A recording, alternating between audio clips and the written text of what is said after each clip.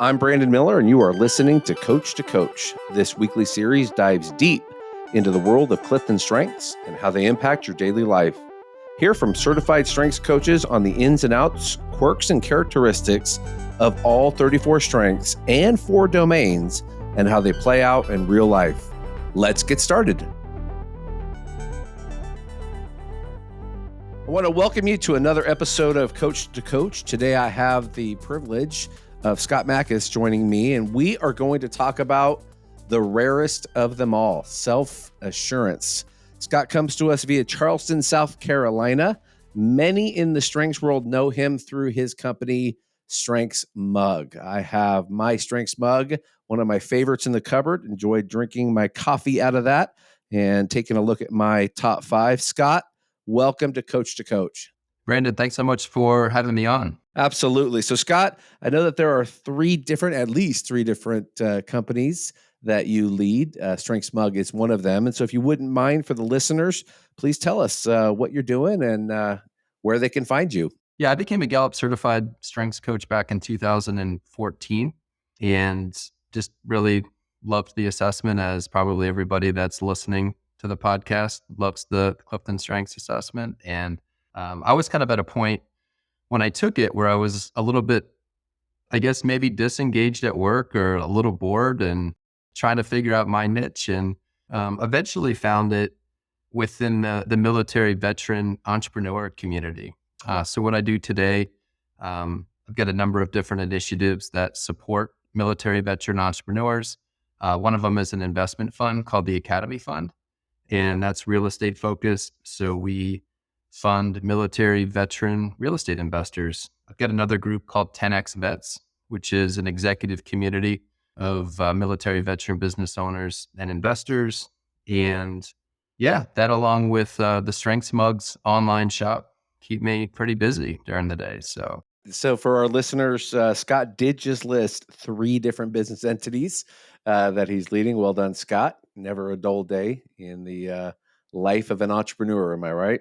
That's right, man. So like when I was kind of rereading the definition of self-assurance today before the podcast, I went back to the old, like one of the books that we got when we went through the certification for self-assurance. One of the sentences I read today was excels in startup situations where no rule book exists. So I think when I read that like 10 or 12 years ago after I took the assessment, I think that sealed my fate, where I had to leave my job and go start a bunch of different businesses. So that's right. I live out in California, so the land of tech startups. And it's fascinating when we've done work in that space, how many of those startup entrepreneurs are top 5 or top 10 self-assurance. And we like to say that this strength of all the others has the greatest bounce back potential. So even if there is setback or loss, which is inevitable in business, you're going to have setbacks, you're going to have loss, you're going to face uncertainty. Self-assurance is the strength. I refer to it in my Winnie the Pooh language. I like to ascribe Winnie the Pooh characters. This is the Tigger strength. This is the Teflon tail. It always bounces back. Whatever setback comes, it moves back from it. And I wonder for you, so here you are, 3 businesses, post a military career. You have been in this space now since 2014, which would make you a very early adopter. 2013 was when they started. So you were early into this movement. So why strengths? How's it going? Tell us a little bit more, Scott. Yeah. So I guess, as it relates to self-assurance and kind of what you were mentioning there about resilience and bouncing back, I had a horrible transition out of the military, and I think that there's a downside to all these strengths, right? The basement, or when a talent theme actually becomes like your weakness. And so I think with self-assurance, I experienced the basement of that strength, I think, coming out of the military. So I served from 2001 to 2006. And so right after college, I owed 5 years, because had college paid for. And then when I was getting out, I gave myself maybe like a month or 2 to prepare. I was like, I'll just kind of wait to the end and, figure it out kind of on the fly. And I really struggled, man. It took me like at least, I think, 6 months. I was unemployed for like 6 months, just trying to like figure out what I wanted to do. and was probably maybe overconfident in my abilities, right? I was like, oh, like I went to this great college. I served as an officer in the Navy for 5 years. I even had an MBA. Like, so I went to get an evening MBA program as I was transitioning out when I was on shore duty. And then I got it handed to me, man. I was always playing with the older kids growing up, playing sports. And here I was like, all the people that kind of graduated college around the same time as me all had 5 years ahead of me. And I had trouble translating my military experience into the civilian world and had no idea what I wanted to do. But I knew I was like, oh, no, I'll just figure it out. It'll be a piece of cake. And then, anyways, so I really struggled with my transition and really figuring out what I wanted to do. Bouncing back, after, a couple of different jobs over 10 years, just trying to work through that and taking the Clifton Strengths Assessment and getting some real world business experience, really, I guess, kind of helped me realize that, hey, maybe doing your own thing is probably the best route. Right. And then what kind of business do you even want to start? And which is a whole nother journey. Right. So there was definitely a period of like 10 years, Usually a good answer to that is the one that works, right? the one that works. Right. And so StrengthsMugs was the first one that worked. And so after, throwing stuff against the wall for a bunch of years, StrengthsMugs, it's a side hustle for me still today, but it gave me confidence. It was like, hey, you're not a complete idiot. You can create a product, create an online store, and, figure it out. And enter a partnership with Gallup. You were able to go in and you were very early in that process. You were one of the pioneers of partnering with them, weren't you? Yeah, the first licensee. Yeah, I would say so. The pioneer, as a self assurance should be, right? You were the one that asked the hard questions, probably helped them think through what this could look like. I mean, there are a lot of coaches in the world that owe you a beer at the next bar because they are doing what they're doing in a large way. You pave some ground for a lot of folks. I imagine that when we hear about Eat to Grow or Unleashing Strengths or some of the folks that have their products that have been books that have been written, a lot of that came through your willingness to step in and start asking those hard questions to them about, will you let us do some licensing? So well done to that, sir. Well, there wasn't too many hard questions. It was, Scott launching the store and not realizing that, hey, all the strengths are trademarked and about this. Thus the resilience, right? Like, oh, you want me to pay you when I sell you stuff with your name on it? Ah, Yeah, okay. I thought it was a good idea, the coffee mugs or the strengths mugs. And yeah, it worked out. And Gallup became like the biggest fan and supporter. And, they did the licensing agreement, became the first licensee, created the template for future licensees to, sell the Clifton Strengths products. So because we're on coach to coach today, Scott, I want to ask you a question and a little bit of a coaching exercise for both of us. So I want to imagine that today you're the coach coaching the guy who was going through the challenge you just described. And knowing that guy had self assurance, I think you told me it's number 5, so a top 5, which in my book is pretty interchangeable. If it's coming in that high, that is a dominant recurring strength, one that is very likely core, very likely something you're going to have as a part of you. You talked about playing with the older kids, probably a strength we could trail back to different episodes throughout childhood and see that. So if you were coaching that guy with high self assurance, and you did us a favor. You described balcony basements, or what we use to describe what some call help and hinders, or the best use of a strength, least use. So, tell us if you were coaching you back then, knowing you were specifically going to target that self assurance, what are some things you would say or ask or do with that guy to help him leverage that strength to get past where he was to where he was trying to go? Yeah, it's a great question, and I think it depends on the goal. So if I was talking to the past version of Scott, first of all, it's like, hey, realizing that this is a strength, right?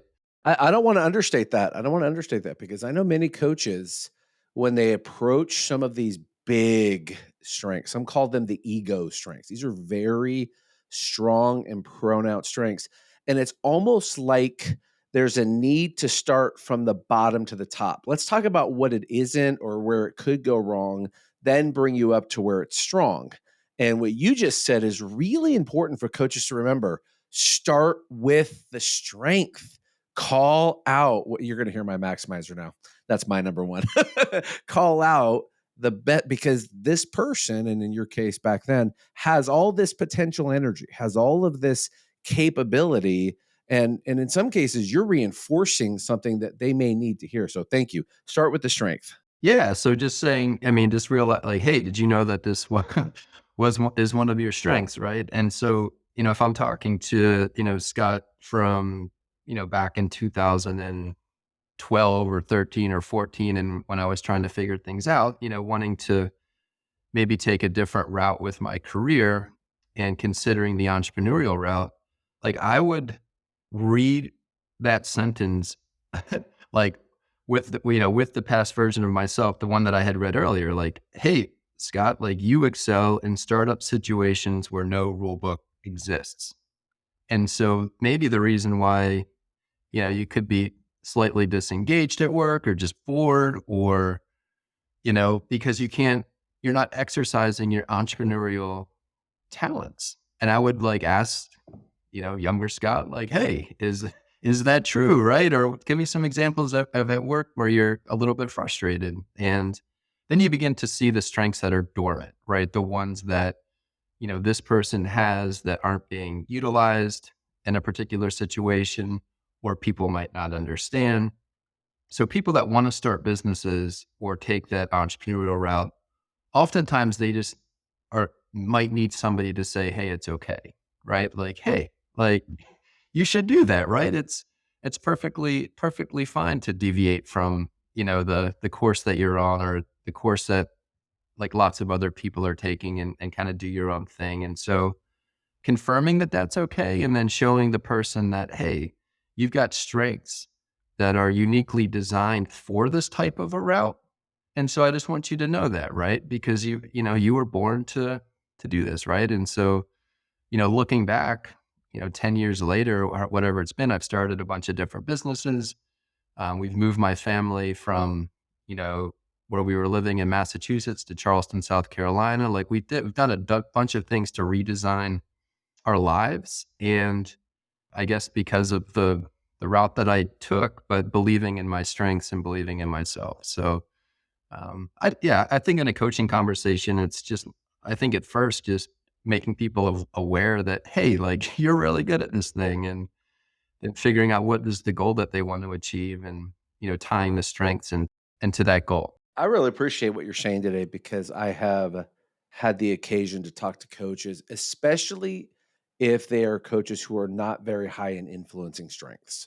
So they aren't high, and so when they approach influence, there's this bit of uncomfortable approach. There's a bit of just uncertainty, and you said something very important. If you were talking to that person, start with the strength and reassure them that they have it, because seeing self assurance does not necessitate that the person is operating in the best version of it. It doesn't mean that they're operating in their confidence. Doesn't mean that they're operating where they feel that strength coming through. It can be a strength that's actually working against them.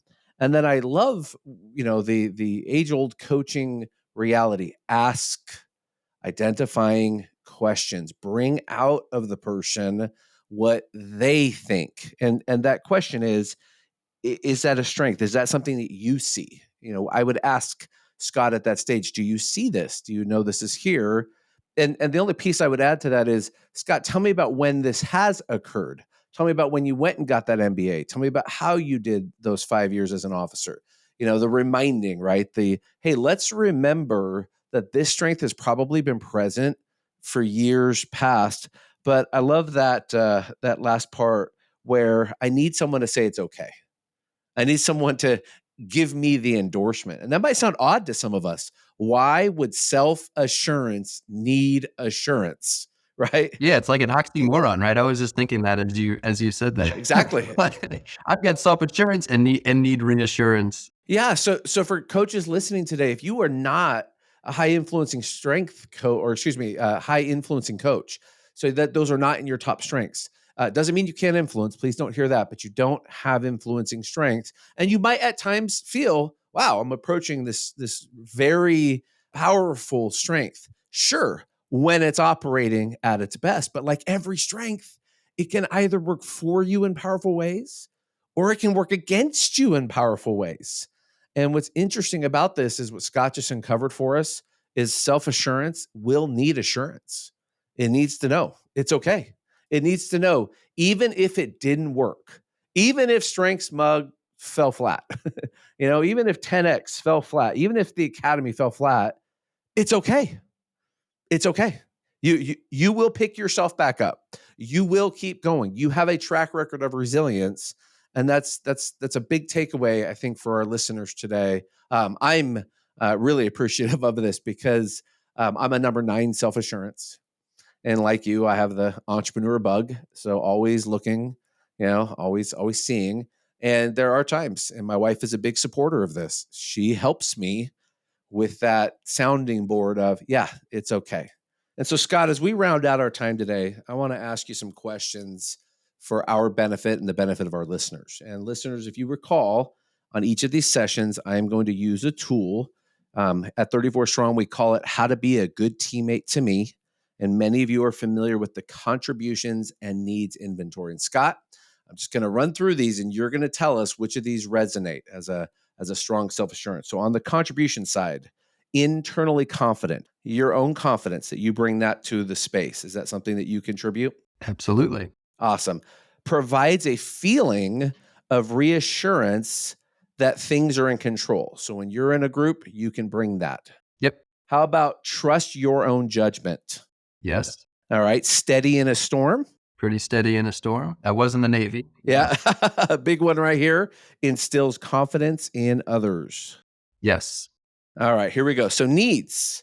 How about the need for autonomy? Make your own decisions. Yep. Absolutely. That sounds like the connection, right, to that lack of engagement. Yeah. I need a lot of space, Brandon. Yeah. I relate. How about for others to show up confident? Is that something that helps you? It does help me. Okay, how about this? Others to push back against your ideas. You need to be challenged. Definitely need to be challenged. Don't necessarily always like when people the pushback, but I'd like the challenge. I've come to learn that it's a need that I need to need sometimes. I need to need it because it does expose blind spots. It does help me to realize, okay, I'm being stubborn. I got to see this. There's something I'm missing that someone's tapping on.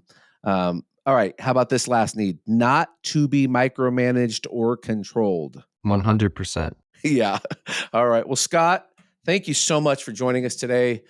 Such a great job unpacking self-assurance. Scott, just so everyone can find you, where are your sites for StrengthsMug, the Academy, or 10X?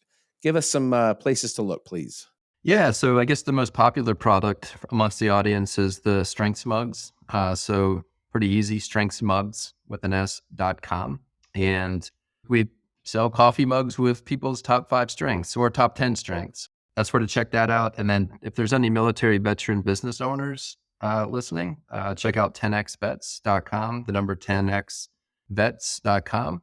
And that's those are the websites. And I'm on LinkedIn as well. So feel free to reach out and connect with me there. Scott, thank you so much. And in just a moment, you'll hear a word from our sponsored listeners. But for Scott and I's time, thank you. It has been great to hear all of these things that you're doing, Scott, and look forward to seeing you around the Strengths verse.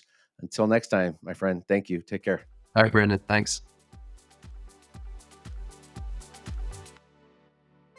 Thank you for tuning in to the Strengths Whisperer Coach to Coach. Please feel free to reach out to Brandon to partner with 34 Strong for collaboration opportunities to serve your employees or clients together. If you are a strengths coach, lead a strengths-based team, or are a fan of strength, we invite you to receive our complimentary resource, How to Be a Good Teammate to Me, Understanding My Contributions and Needs. Email Brandon_Miller at 34strong.com to connect, and he will gladly share this resource that will continue to unlock the power of strength.